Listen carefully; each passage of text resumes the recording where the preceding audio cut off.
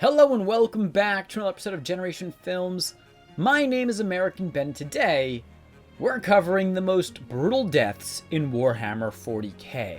Obviously, this video is going to draw in lots of 40k fans, and so, being that they're a bunch of sadistic soul eaters, I really had to reach deep into the lore to find instances gory enough to sate their bloodlust, but I think I did a pretty good job.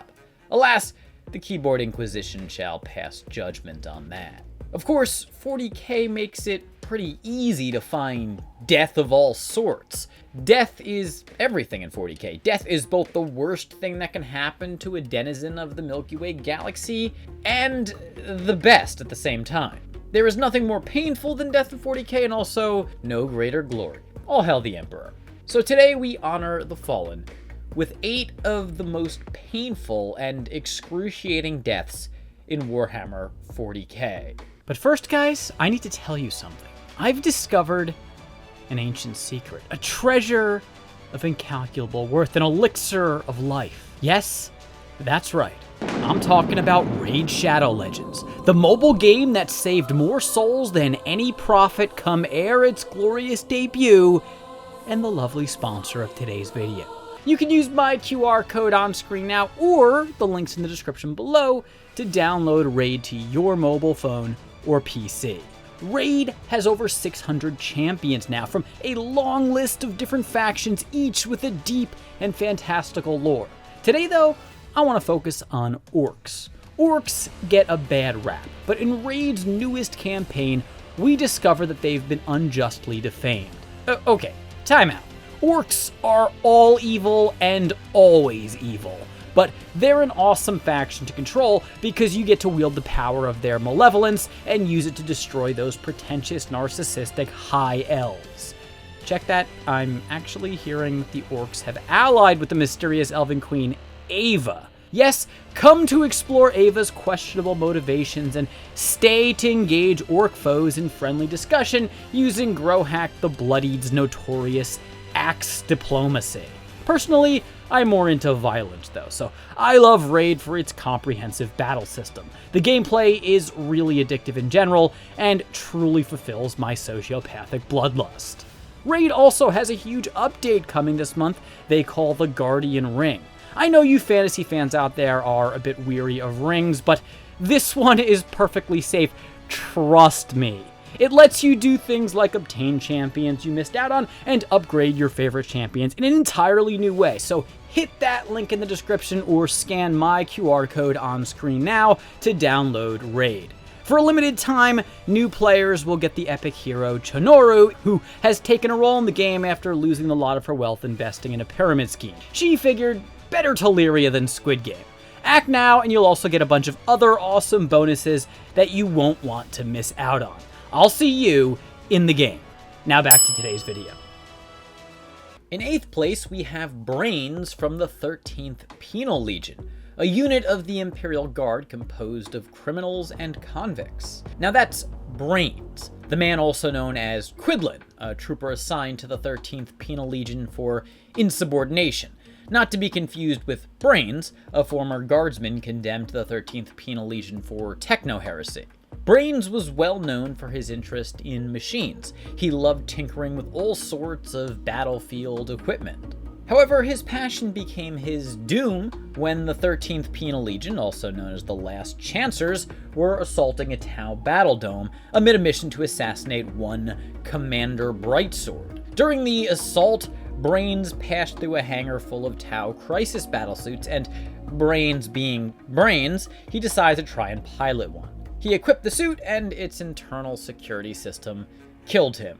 In other words, the suit became a skin-tight death trap. Though, because he died so pathetically, the Tau instantly recognized him as one of their own and gave him a soldier's funeral. In 7th place, we have Ferrus Manus.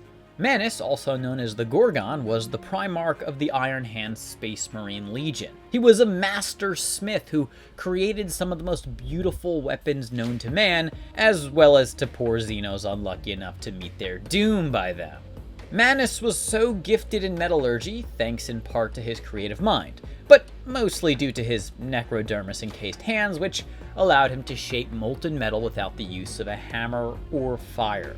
However, Ferrus had one great weakness: a more powerful brother, a man by the name of Fulgrim, who was the Primarch of the Emperor's Children Traitor Space Marine Legion. Ferrus was very close to his brother, that is, until Fulgrim fell to chaos during the Horus Heresy. During the Battle of Istvan V, also known as the Drop Site Massacre, Fulgrim ended up decapitating his loyalist brother with a demonic sword, a blade infused with the power of chaos. What makes this death so brutal is not just that the victim was killed by his brother, but that the killer himself was also a victim, as he had tried to hold back his blade, but the demon possessing him seized control of his body and finished the blow, to Fulgrim's horror. This is the same reason I can't stop from eating cookies. Demons. In 6th place, we have the Blood Angels at Murder. Murder was a death world inhabited by an arachnid race, which the Blood Angels space marines that discovered them dubbed the Megarachnids. Creative bunch, them space marines are. The Blood Angels, an original space marine legion, was notorious for their bloodthirstiness in battle, and survived through the ages due in no small part to their ferocity. However, they didn't fare so well during many of their expeditions on Murder, despite the planet's welcoming name. Atmospheric turbulence made landing on the planet a difficult and chaotic affair. Shuttles often became separated on the way to the surface, forcing Space Marine chapters to fight in smaller groups than usual on the ground. One lost group of Emperor's Children Space Marines, led by Captain Saul Tarvitz, happened upon large rock structures that most closely resembled dead trees. And on these so-called trees, Tarvitz and his men spotted the bodies of several Blood Angels Marines impaled on the branches, as a flying variant of Megarachnids devoured them. Presumably, the arachnid enemies stuck the Marines on the branches so that they could feast more easily on their flesh. And some of the Blood Angels might indeed have been eaten alive. You know, gotta keep your human fresh. The good news is that Tarvitz learned that the trees were causing the atmospheric turbulence and had his men destroy as many of them as possible, thus allowing reinforcements to land on Murder and commence a competent assault of the planet. In 5th place, we have Meros. Meros was an apothecary in the 9th Company of the Blood Angels Legion during the Great Crusade and beginning of the Horus Heresy. During the Blood Angels campaign in the Cygnus system, Meros served aboard the flagship of the Legion, named the Red Tear, or Red Tear, I guess both would make sense. Meros was part of various detachments that traveled to different planets in the system to carry out surface-based missions. On Cygnus Prime, Meros was part of a strike team sent to destroy the Cathedral of the Mark, a demon fortress. The team fought their way through all sorts of abominable chaos forces and successfully infiltrated the cathedral, where an epic battle took place with himself and the Blood Angels Primarch Sanguinius on one side, and the fortress's 2 greater demons on the other. After Sanguinius tossed one of the demons, Kabanda, from the top of the cathedral to its death, the other, Kyrus, offered him a deal. If Sanguinius would just step into a nice swirling vortex of blood and rage and allow himself to be corrupted, then Kyrus would cure him and his men of both the Red Thirst and the Black Rage, 2 major gene seed defects inherent to Blood Angels. Fearing that Sanguinius would take the deal, Meros jumped into the vortex first, and Sanguinius leapt in after him. Within the vortex, Meros, desperate to prevent his Primarch from going through with this depraved deal, cut out his own gene seed from his body and offered it to Sanguinius before allowing himself to be corrupted. The man known as Meros was now dead, and in his place stood the Red Angel, who then disappeared into the vortex. Death by chaos corruption is always a painful affair, but this death is on the list because carving out one's own gene seed, which is deeply and tightly embedded into a Marine's body, just cannot be any fun at all. In fourth place, we have Coruscant Mirloth. Mirloth was a member of the Sons of Horus Legion, a first founding Space Marine chapter originally known as the Luna Wolves. When the Horus heresy broke out, Mirloth became a Chaos Lord, betraying his holiness but yet refusing to join Abaddon the Despoiler's Black Legion, or as the French call him, Abaddon le Despoiler.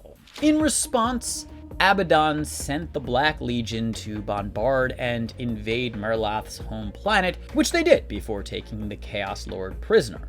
Abaddon then handed Mirloth over to his personal bodyguard force, the Bringers of Despair, an elite fighting force within the Black Legion selected from the strongest and most vicious Chaos Terminators. The Bringers of Despair proceeded to impale and crucify Mirloth, and then handed his barely living body over to the Black Legion servitors, who kept him alive by feeding him the bodily waste of the Legion's slaves. Mirloth subsisted like this, in agony, hanging on the edge of death, for 5 months before finally passing on due to his wounds. When asked for comment on this apparently inhuman execution method, a spokesperson for the Bringers of Despair stated, quote, "We actually felt that Mirloth got off pretty easy."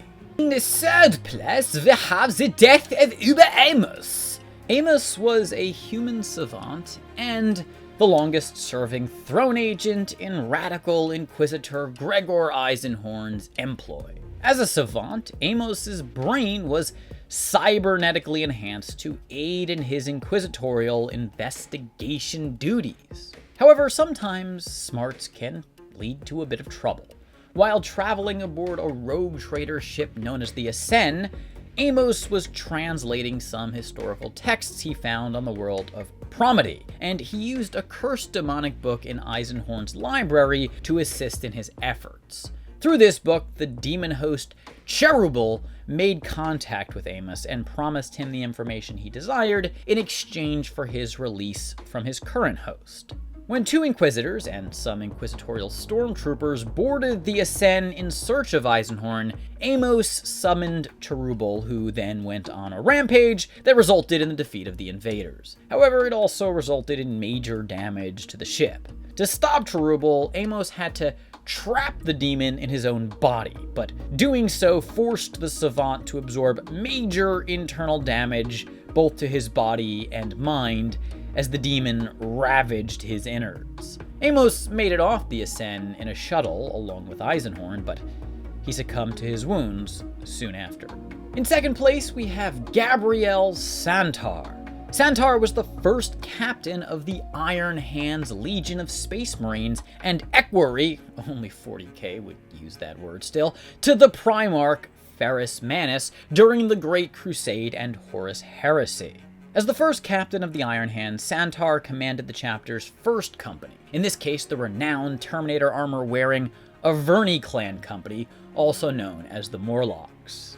Now, Santar had his share of brushes with brutal death, including during the fall of the Lords of Gardenal, a famous battle in the time of the Great Crusade, amid which Santar was wounded so seriously he had to have a significant portion of his left side and lower torso replaced by bionics. However, no pain was more torturous than that which accompanied his death. During the Battle of Isstvan V, Santar was involved in a head-to-head face-off with Julius Caesoren, first captain of the Emperor's Children. Caesoren was lying, seemingly finished, on the ground, and Santar went in to deliver the death blow to his fallen enemy with his foot.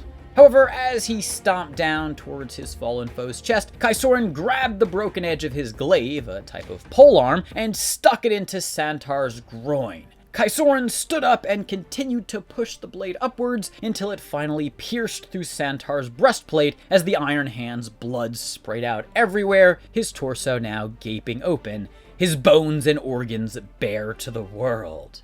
Yay. Don't worry, he made a full recovery though. No, just kidding. Absolutely died. Legend has it, as Santar slipped away into death, the deranged Caesoren thanked him for the fight and added, quote, "That was exquisite." Finally, in first place, we have Marius Viroshin, I'm sure I just butchered that name, so come and get me, Keyboard Inquisition. Viroshin's tale is a dark one, full of tragedy, corruption, and above all, excruciating pain. Viroshin was originally a captain of the Emperor's Children Legion during the latter part of the Great Crusade and start of the Horus Heresy, and experienced some of those conflict's most bloody battles. However, his obsession with attaining perfection as a warrior led him and his legion to become corrupted by chaos. Viroshin was consumed by your boy, the Prince of Pleasure, Slaanesh, who also might be a woman. Never mind. Becoming one of the very first Noise Marines in service to the foul Chaos God. Noise Marines, Slaanesh's elite foot soldiers in absolute devotion to him, were known for their powerful sonic weapons, which they used to confuse and dishearten enemies by blasting out devastatingly loud psychosonic and pyrotechnic explosive attacks. Viroshin was well known for the disfigurement and mutations he experienced as a result of his corruption by chaos. His jaws were grossly distended and his mouth was locked open by barbed cabling so that his throat could bellow out a constant howling scream. He had deep open gashes carved into his flesh instead of ears, his eyelids were stitched open to reveal soulless black eyes, and surgical scars covered his entire face. And yet, unlike you, he still had a girlfriend. Oof, I felt that. But the point is, a torturous death wouldn't exactly be unwelcome for him. He was a walking act of brutality. At one point, Viroshin took part in a joint expedition between the Emperor's Children and the Iron Warriors' traitor Space Marine legions into the Eye of Terror to locate and obtain the legendary xenoweapon known as the Angel Exterminatus. A device of unfathomable destructive power, rumored to be housed on the lost Eldar world of Idris at the heart of the Eye of Terror in a supermassive black hole. During the climactic battle on Idris, within the weapon's containment room, a place known as the Sepulchre of Isha's Doom, Viroshin took on a contingent of Craftworld Eldari Wraith constructs, as well as a loyalist Space Marine force from the Iron Hands Legion. During the fight, Viroshin was grievously wounded by an Iron Hands Dreadnought, a cybernetic combat walker used as heavy infantry support. He fought valiantly, even through his grave injuries, but he was finally felled when an Iron Hands Marine unleashed the power of a Volkite cannon on him. Volkite referring to a class of powerful thermal ray weapons. The cannon's ray seared through Viroshin's armor and boiled his flesh and blood before disintegrating the long-suffering Noise Marine in full. Anyways, that's the video. I hope you enjoyed. If you did, please do give the video a big thumbs up. I know I probably missed a lot of brutal deaths. It's hard to compile all of them because many of them are in various books and other places in the lore, so definitely share down in the comments below any brutal deaths that you know of that fellow 40k fans would love to hear about. Remember to subscribe to this channel and hit that damn notification bell so you don't miss a damn thing. For now, my name is American Ben, and I'll catch you next time. Generation Films, peace.